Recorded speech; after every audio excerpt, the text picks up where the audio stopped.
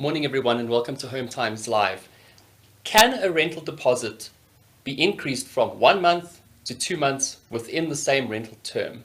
That and other questions today on Ask a Lawyer. Today we are sitting with Elise LaRue. She's the director at SSLR Incorporated, a attorney firm which deals with rentals, contracts, evictions in Johannesburg. Elise, that question is one that we've received from one of our readers in the past week. And we would like to ask you a few more questions from our readers. Would you be able to address that? Can a rental deposit, which was previously 1 month, signed on a lease agreement, 1 month, be increased to 2 months, even in a rental term? And the deposit is as any term in a lease agreement. It can only be amended if it's agreed to by both parties. So the landlord cannot just tell the tenant, yes, you have to proceed to pay double the deposit now. If that was not agreed to in the beginning, no, they can't.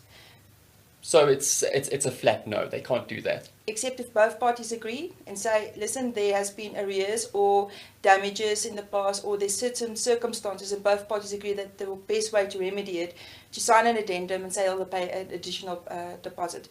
Otherwise, the landlord will wait till the end of the term when he does a renewal on new terms, where the tenant then has a choice whether he's going to pay the extra deposit or not. So when it comes to the renewal side, and I think this is just a follow-up part to that question, and the landlord, for whatever reason, wants to ask for a 2 months deposit, but still wants to keep the tenant. What are the reasons for wanting that 2 months deposit as opposed to being happy with 1 month previously? And who's got the relationship power here? Is it a negotiation, or is it a declaration of terms from the landlord? Well, the landlord can go and say we need an additional deposit. That's up with the trends. Tenants are becoming more malicious. Usually the 1 month's deposit is not enough to cover damages. So people are actually being advised to consider in certain circumstances to have an additional deposit. If at that stage they have to give the tenant notice and say, we are willing to renew for a further term. However, we want to have an additional deposit. The tenant has to come back and say, yes, I agree to it, or no, let's negotiate. If they can't agree, the lease agreement comes to an end and the tenant has to vacate. Okay, simple as that. I mean, I think sticking with deposits, and I mean, this is a contentious term in any rental agreement, I think in any agreement, specifically with landlord and tenant. Within a lease agreement, and Cape Town, for example, is, as we know, suffering from huge water shortages, and I think water consumption has been dictated that people may only use 50 liters of water per day, which is not a lot of water. How does a failure on the part of a landlord to provide water in a rental agreement, when it's not their fault, impact on a lease agreement? Well, that comes from the Roman Dutch law, which governs South African law. Vis maior, it means an act of God.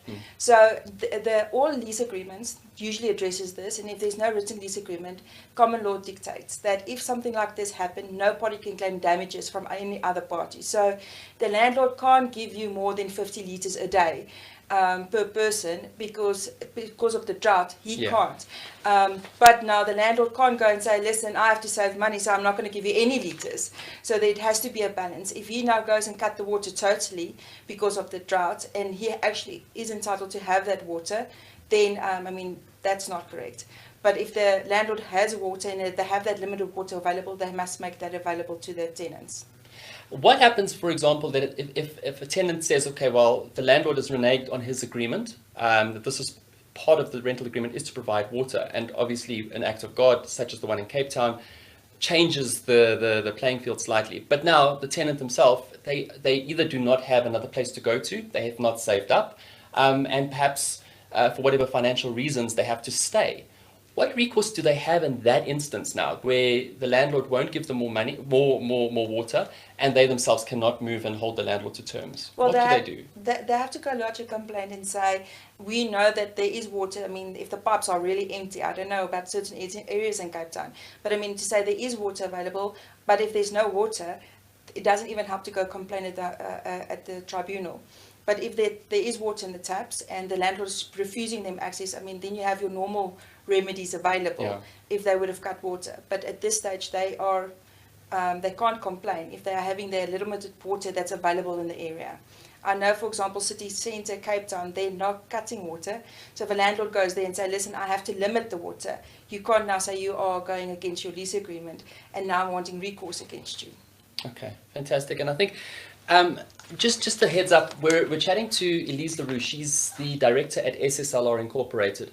And this is a regular feature that we'd like to set up. And what we want to do is we want to invite you, our followers and our readers, to send us your questions, whether it's landlord and tenant questions, anything legally related.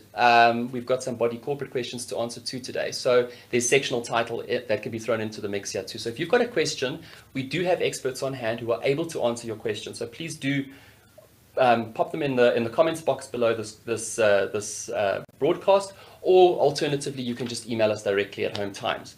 Elise, I've got another question here from a reader which came in the week. And you mentioned that it was a contentious one in the office because of how to interpret the question and perhaps the answer itself. The question says, how do we go about to register a body corporate for the first time? So I'm guessing that this is either a duet of sorts, or there's multiple people living within the development and they want to register the body corporate so that people can start to pay for common property expenses and the like. How do you do that for the first time? The good news is the moment there's a complex sectional title scheme and the developer transfers the property to any new owner, a body corporate comes into place immediately. But that's not the normal body corporate as we all know it. So the body corporate is established and every owner is a member. But then within 60 days, there has to be a meeting of members and they have to then appoint trustees and put all of the necessary steps in place. Remember, at the moment, the Act prescribes normal standard conduct rules and that comes into play. But that doesn't mean it's going to be sufficient for any complex. So the members have to meet, they have to appoint trustees, they have to agree and say what additional rules and regulations we need. So it's actually a very good process if people just know where to start and what exactly they need. So they can go to an attorney that will gladly assist them and or the ombuds.